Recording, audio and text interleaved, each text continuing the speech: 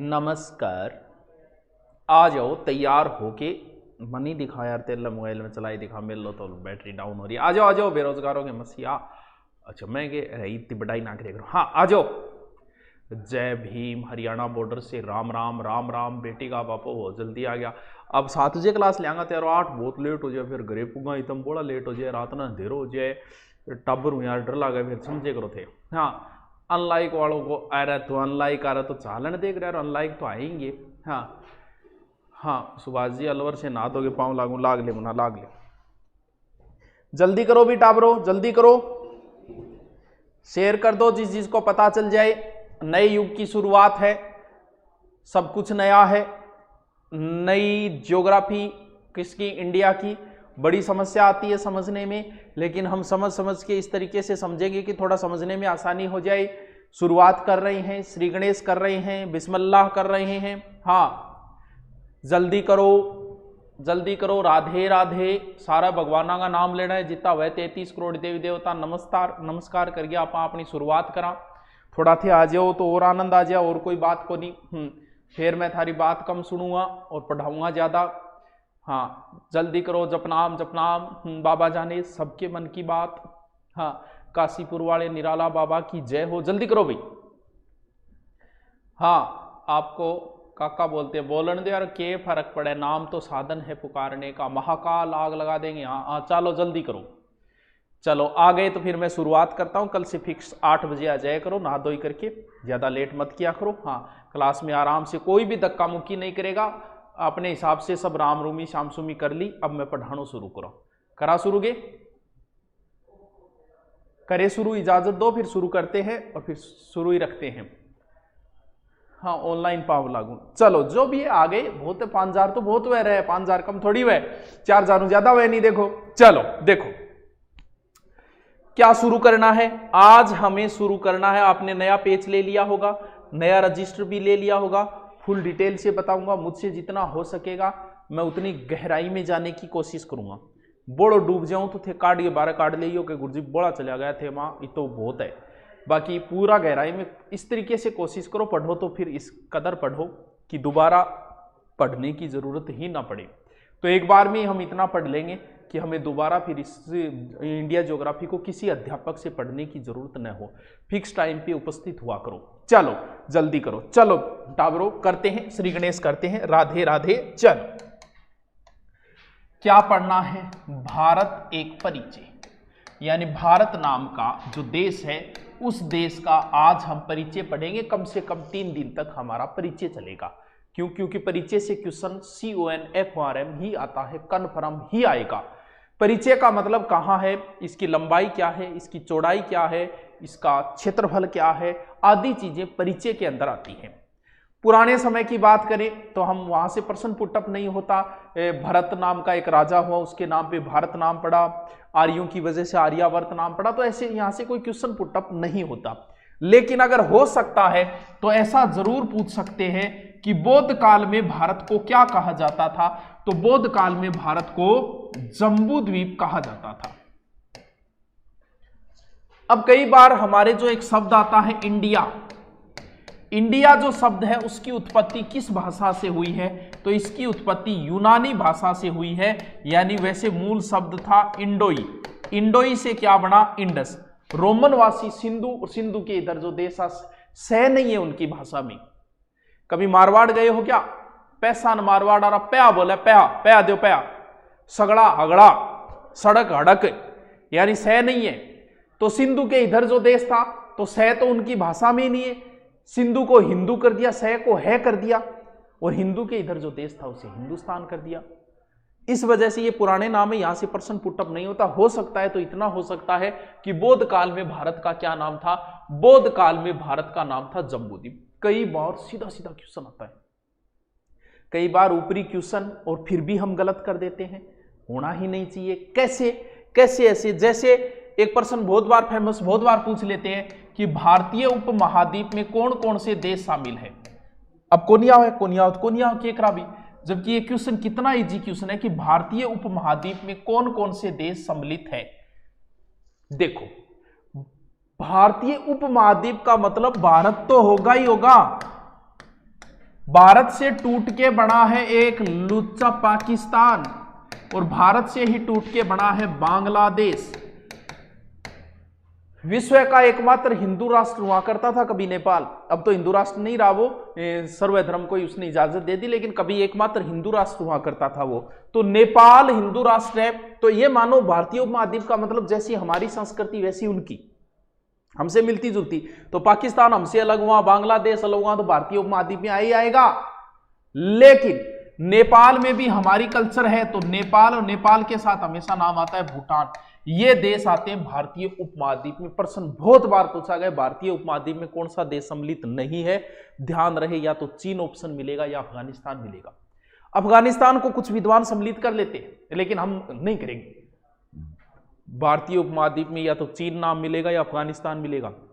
भारतीय उपमहाद्वीप में कौन कौन से देश है, दिमाग में ध्यान रखना है। भारतीय उपमहाद्वीप का मतलब भारत तो होगा ही होगा, भारत से अलग हुआ पाकिस्तान होगा, भारत से अलग हुआ बांग्लादेश होगा, 3 तो हो गए, नेपाल भूटान।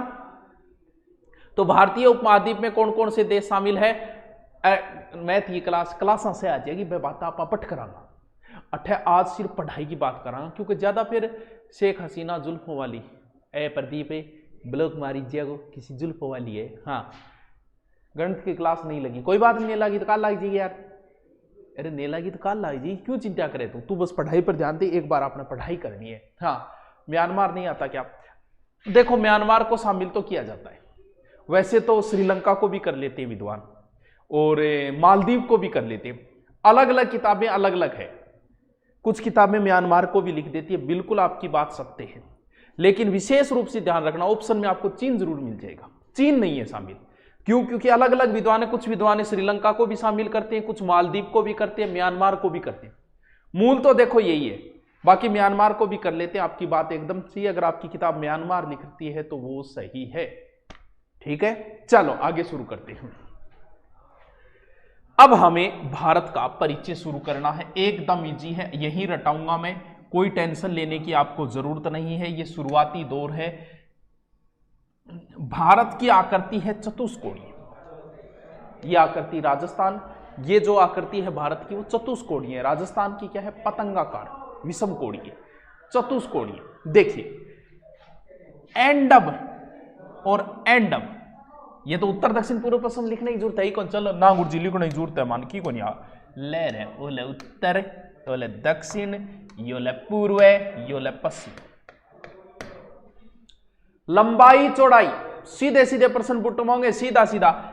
एंडब राजस्थान, भारत लांबो है, एंडब को नहीं, यानी इया ज्यादा है। 3, 2, 1, फिर 4 बच गया, 4 किलोमीटर।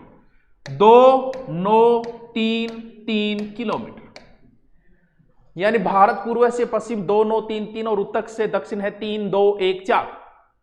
ये यार एकदम इजी है। देखो ये चीजें इजी है, लेकिन शुरुआत बतानी तो पड़ेगी भी। घटो मन बेरे था ना आवे आ चीज भी कन्फर्म पता है कि आ चीज था ना आवे, लेकिन आवे जकी भी थोड़ी तो बतानी पड़ेगी। शुरुआत तो मन लेनी पड़ेगी, सीधे ही चालू थोड़ी कर दी मैं भौतिक प्रदेश हूं। ऐसे लंबा है 3, 2, 1, 4, 2, 9, 3, 2933। हाँ गुरुजी और बढ़िया बात होता है तो याद होगा। चलो आगे चलो, आगे चलो, चलो मैं थारा कमेंट पढ़ दूंगी कोई अब। ठीक है, अब आप पढ़ाई चालू करांगा। देखो अब बात आई इन क्षेत्रफल की। देखो भारत का क्षेत्रफल है 32,87,263 वर्ग किलोमीटर।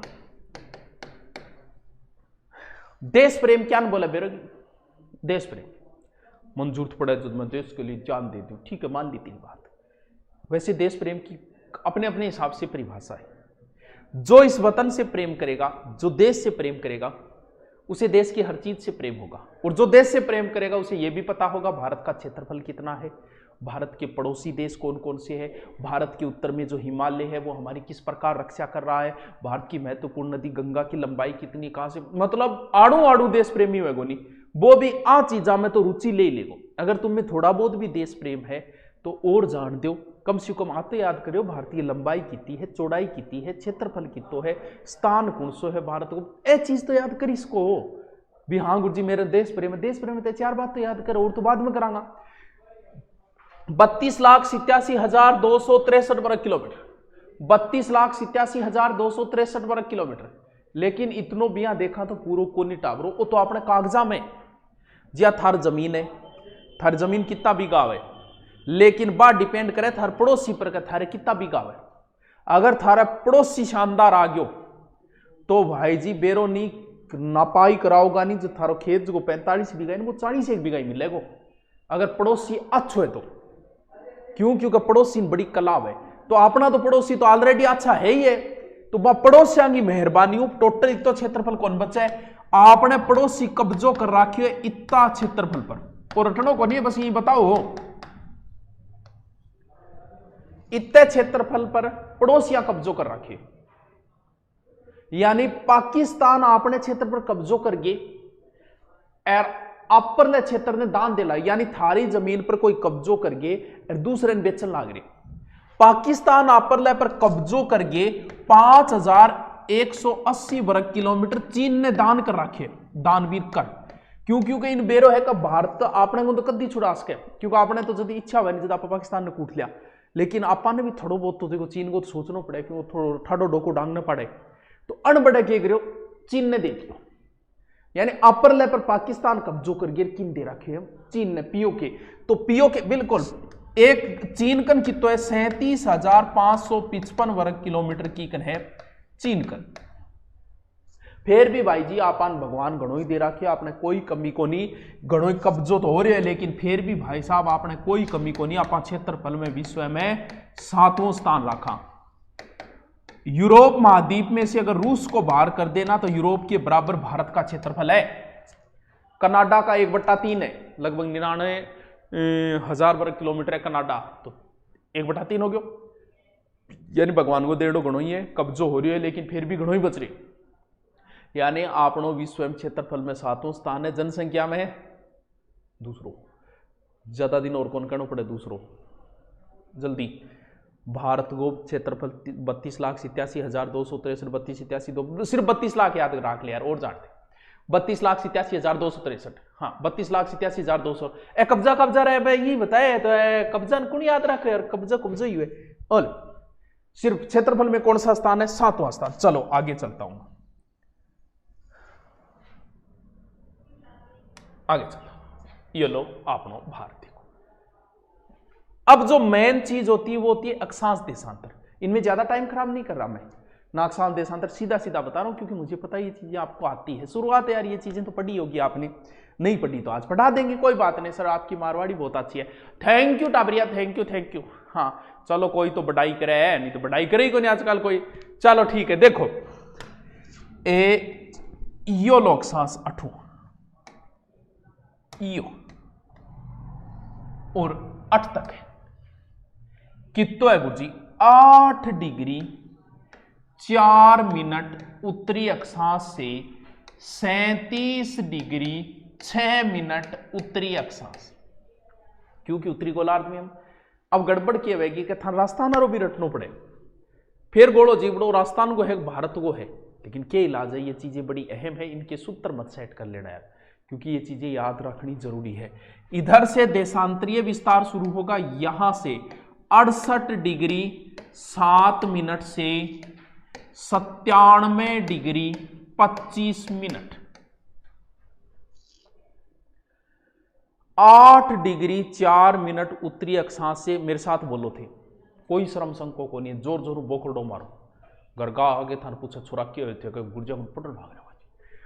8 डिग्री 4 मिनट उत्तरी अक्षांश से 37 डिग्री 6 मिनट उत्तरी अक्षांश, 68 डिग्री 7 मिनट पूर्वी देशांतर, क्यों, क्योंकि आप पूर्वी वहां से 97 डिग्री 25, यानी एक्चुअली याद करना पड़ो, 24 काम को चले यहाँ को नहीं 68-97 है, ये एक्चुअल पूछे जाएंगे, क्योंकि आपको भारत में रहते हो तो इतना तो नॉलेज होना ही होना चाहिए, ये एक्चुअल आंकड़े को याद करने पड़ेंगे। 8 डिग्री 4 मिनट से 37 डिग्री 6, 68 डिग्री 7 से 97 डिग्री 25। लेकिन शब्द लगा है, तो लेकिन शब्द का अर्थ देखो, भारत यहीं नहीं है, भारत के यहां 2 द्वीप है, एक तो इधर है और एक द्वीप इधर है। ये जो द्वीप का ना अंडमान, ये नीचे तक चला गया, यानी लास्ट पॉइंट भारत का यहां आएगा, जो इस रेखा से थोड़ा नीचे रह जाता है। तो फिर अगर संपूर्ण भारत, ये तो मुख्य भूमि का है, संपूर्ण भारत का शुरू करें तो 8 में से 2 घटा दो, 6 डिग्री 4 मिनट कर दी। अब आपसे पूछिए, यानी संपूर्ण भारत का अक्षांशीय विस्तार तो 6-4 से शुरू होगा और मुख्य भूमि का 8-4 से शुरू होगा।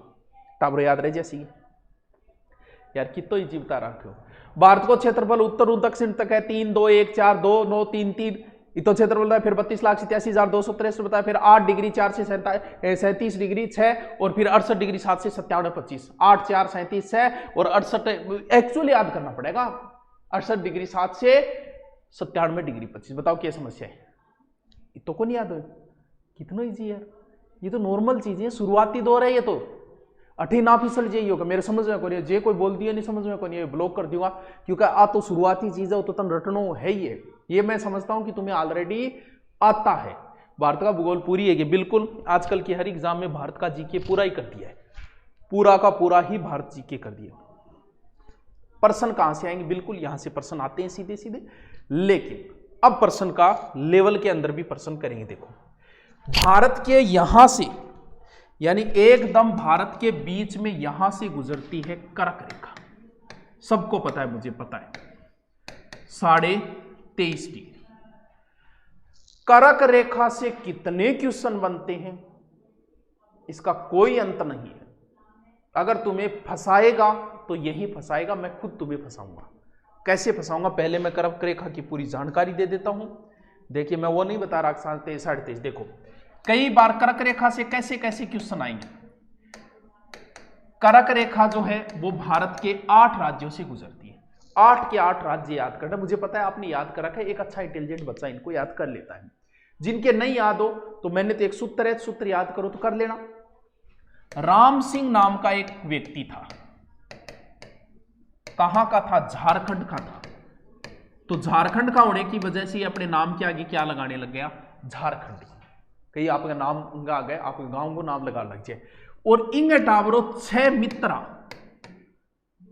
6 बैक्षा का पांगड़ा हा यानी पंगु के हा मित्र, ये 8 राज्यों का एक सूत्र है। राम सिंह झारखंडी के 6 पंगु मित्र, यानी रा से राजस्थान, मध्य प्रदेश, झारखंड, छत्तीसगढ़, पश्चिम बंगाल, गुजरात, मिजोरम, त्रिपुरा, 8 राज्य मन पत्र थे, इतनों याद कर रखे। लेकिन अब मैं आपसे प्रश्न पूछूंगा जहां आपको पता चल जाएगा कि आपने कितनी गहराई के अंदर भारत का अध्ययन कर रखा है। इतने से काम नहीं चलता, इतना तो हर कोई कर रहा है कि टाबर याद करा कि जाम तो टाबर नहीं भी रहा है। भारतीय कर्क रेखा 8 राज्यों गुजरे, 8 राज्य, लेकिन थे तो बड़ा लोग हो, विद्वान लोग हो, बड़ी तैयारी करें। अब मैं कर्क रेखा से आए हुए आज तक के 3 प्रश्न पूछता हूं आपसे, यूपीपीएससी एग्जाम के अंदर आए हुए हैं, आईएएस एग्जाम के अंदर आए हुए हैं। अब आपकी औकात का पता चलेगा। चलो 3 प्रश्न मैं लिखता हूं, आप इनके उत्तर देख लेना। पहले ही मैं तीनों प्रश्न लिखता हूं। पहला प्रश्न, क्वेश्चन नंबर 1, अगरतला, जबलपुर, उज्जैन, गांधीनगर, यानी कितने नगर है? में से कर्क रेखा के निकटतम है यूपीपीएससीएस 1999। इसका आंसर जल्दी से मुझे बताओ। नंबर 2 क्वेश्चन फिर लिखता हूं मैं, क्वेश्चन नंबर 2, दिल्ली, जोधपुर, कोलकाता, नागपुर में से कर्क रेखा के नजदीक, यानी प्रश्न में पूरा नहीं लिखे, शॉर्ट में लिख देता हूं, आप समझ जाओगे। यह प्रश्न आया था मेरे दोस्त आईएएस 2003। ठीक है, ठीक है, इसका आंसर बताओ। और क्वेश्चन नंबर 3, झारखंड, मणिपुर, मिजोरम, त्रिपुरा में से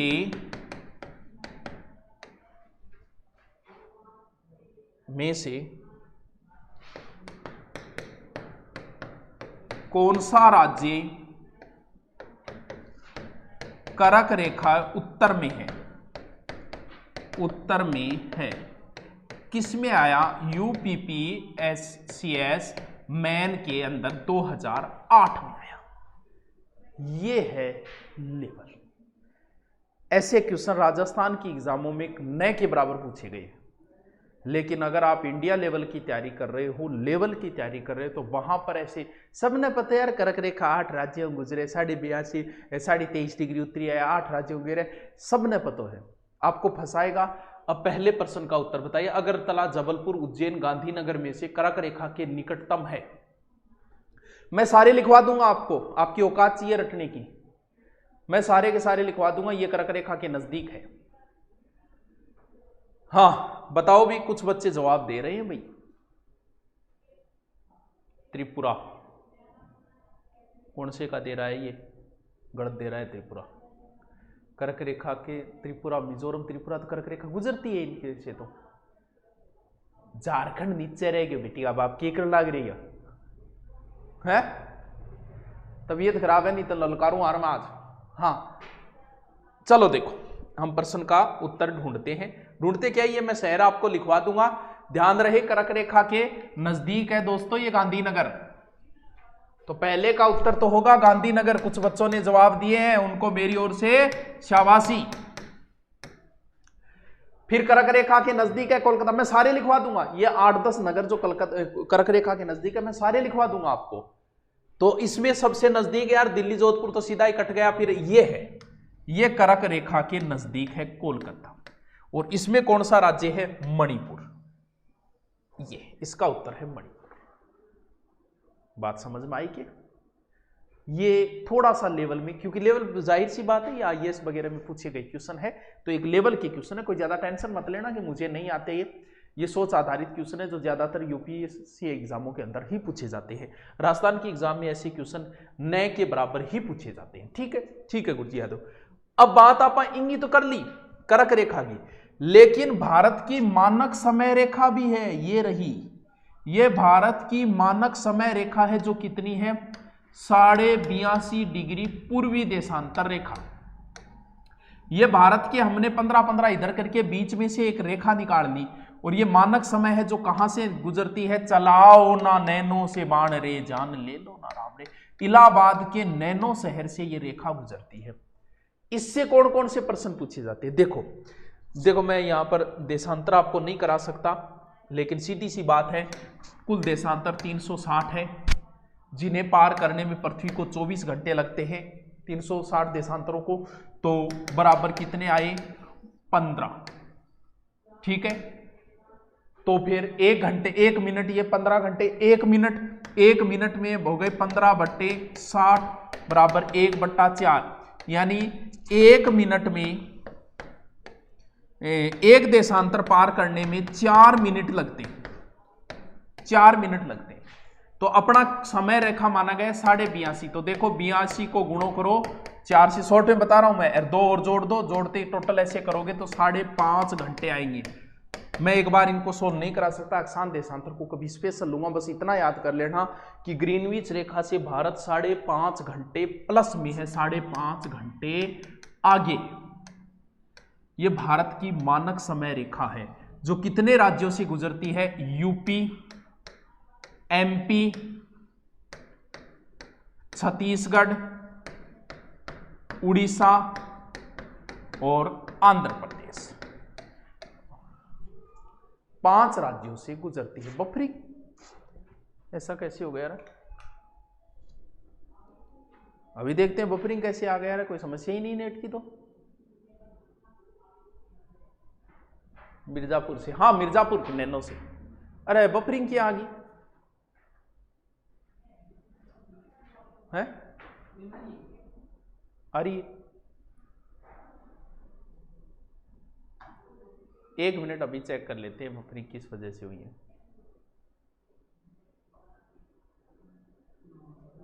है? चल रही तो है, नेट प्रॉब्लम है कोई? ओदे मैसेज बता रहे बफरिंग बफरिंग। ओदे अब सही है क्या? चल रहे यार मार लैब तो खुशबू तेरा मोबाइल खराब है। जवाब देने लग गया नहीं एक दूसरे ना वो नहीं पढ़ लिया। रुकियोगे यार, चाल रही तो है मार लें तो हॉलम क्यों यार यहाँ देखो यार, कलर चेंज करूं क्या? चलो कर लेंगे हैं। अब बताओ क्या सही चल रहा है क्या? हाँ, मिर्जापुर के इलाहाबाद के नैनो शहर से गुजरती है। बफरिंग चल रही है, सही है भाई हमारे। अब मैं लास्ट बात बता देता हूं, फिर कल लिखेंगे इनको। बफरिंग हो रही है तो कोई बात नहीं, आज शुरुआत ही है अपनी, कल हम इनको लिख लेंगे। देखिए अब सही होगा, नाइस, ठीक है। देखो सबसे पहले भारत का ये बताया, लंबाई बताई, चौड़ाई बताई, अक्षांश बताई, देशांतर बताई। लेकिन अब हमें भारत के अंतिम बिंदु ये और एक नीचे और बताया ना, ये और ये चार आपको और याद करने पड़ेंगे। कश्मीर से कन्याकुमारी यानी भारत का ऊपरी बिंदु है इंदिरा पॉइंट, सॉरी इंदिरा कोल, पॉइंट नहीं कोल, और यहां पर है इंदिरा पॉइंट। इनमें आपके गड़बड़ न हो कि इंदिरा पॉइंट कौन सा है, कोल कौन सा है। जैसे मैंने कोल पॉइंट बोल दिया, पहले जब नेटवर्क काम नहीं करता था, नेटवर्क नहीं पकड़ता था, तो हम कॉल करने के लिए ऊपर चढ़ते थे, तो ऊपर वाला कॉल है, नीचे वाला पॉइंट है, यानी कॉल ऊपर हो गया। तो कोल इंदिरा कोल ऊपर है, भारत का अंतिम उत्तरी बिंदु इंदिरा कोल है और दक्षिण अंतिम बिंदु इंदिरा पॉइंट है। ठीक है, यहां पर लेकिन मुख्य भूमि जो है वो यहां है, और मुख्य भूमि का अगर बात करें तो यहां भारत में है कन्याकुमारी, जिसे केप का हीरा भी कह सकते हैं, केप कमोरियन अंतरीप भी कह सकते हैं, कमोरियन अंतरीप, पिग्मिलियम पॉइंट। और इधर पूर्व के अंदर पहले था वालांगू अरुणाचल प्रदेश, लेकिन नई किताबों में आ रहा है कि अंतिम बिंदु है किबिसू, कहां, अरुणाचल प्रदेश का। इधर पहले सरक्रिक नाम आता था और अब आपको नाम आ रहा है गोरा माता, किधर, गुजरात के अंदर, जिसे गुहार मोती भी कहा जाता है। ये लो जी, सब ठीक है गुरुजी, अब ठीक है नहीं, ये याद करने पड़ेंगे। कश्मीर से कन्याकुमारी बम जहां पर फूटते, हाँ 121 करोड़ के देश को जब कुछ लफंगे रूठते हैं, रो पड़े रघुनाथ मंदिर अक्षरधाम की सकता है, मालेगांव की मस्जिद का एक एक भाग की सकता है। हाँ, नंदी राजनीति की कौन चल रही हो अभी, अब चल रही नहीं, हाँ अब चल रहा है। देखो भारत के अरुणाचल प्रदेश, अरुण का अर्थ सूर्य होता है, अचल यानी पर्वत, जहां से सूर्य उगता है वो अरुणाचल प्रदेश है। तो भारत का पूर्वी बिंदु है अरुणाचल प्रदेश, इधर लास्ट में है गुजरात, इधर कश्मीर, इधर लास्ट तमिलनाडु, लेकिन वैसे है अंडमान निकोबार। तो आराम से याद हो जाएंगे। आज मैंने कुछ ज्यादा नहीं बताया, मैंने शुरुआत की है, आज मेरी भी थोड़ी सी तबीयत खराब है, लेकिन मैं दोबारा रिपीट मार देता हूं। सबसे पहले मैंने भारत के बारे में बताया, भारत का क्षेत्रफल 32,87,263 वर्ग किलोमीटर है। भारत की लंबाई चौड़ाई 321429333, सीधा मेरे साथ रिपीट मार लो। इसके बाद में हमने अक्षांश देशांतर 8 डिग्री 4 से 37 डिग्री 6, 68 7 से 97 25, आराम से याद हो। फिर हमने कर्क रेखा 82.5 डिग्री 6 राज्यों से गुजरती है, जिसका सूत्र है राम सिंह झारखंडी के 6 पंगु मित्र है। फिर कर्क रेखा से संबंधित इसके नजदीक कौन कौन से शहर है वो मैं आपको लिखवा दूंगा, आप रट्टा लगा लेना इनका। फिर 82.5 डिग्री जो भारत का मानक समय रेखा है, जो इलाहाबाद के मिर्जापुर के नैनो से गुजरती है, जो 5 राज्यों से, वो कर्क रेखा 8 से ये 5 राज्यों से गुजरती है। फिर मैंने अंतिम बिंदु बताई। अब बताओ कहां समस्या आई आपकी, क्या इतना नहीं याद कर सकते? आज वीडियो थोड़ी सी प्रॉब्लम आ गई होगी, चलो कोई बात नहीं, कल कर लेंगे हम, इसके आगे का हम करेंगे कल। तो बढ़िया रजिस्टर वगैरह तैयार रखना, रजिस्टर तैयार करके और कल से क्लास लेना शुरू कर देना, ठीक है? Okay, thank you. कल वही टाइम रहेगा, 7 बजे हम मुलाकात करते हैं। इतने के लिए good night. Okay, thank you.